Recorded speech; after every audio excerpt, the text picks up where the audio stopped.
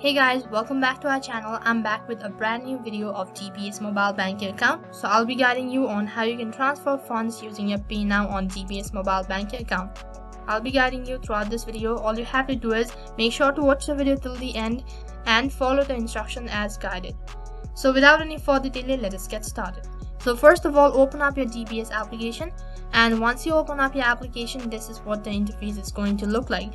So instead of login, you'll have to tap on PayNow, which is right in the corner. So after that, you'll have to log in into your account. So you can either use a Touch ID, Face ID, or a Daisy Bank user ID and PIN in order to log in into your account. So after you're done logging into your account, on the other page, this is what the interface is going to look like. So after that, you'll have to select the mode to transfer, and once you're done selecting next, you'll have to enter the recipient detail as well. And once you're done, tap on next, which is right at the bottom.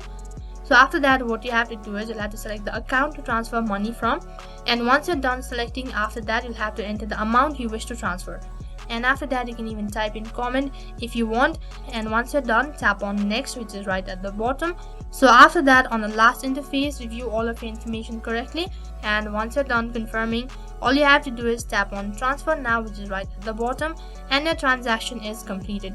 In case you want to share the transaction detail, you can do that as well just by typing on share transfer detail, which is right at the bottom. And that is how you can transfer fund using PayNow on DBS mobile banking account.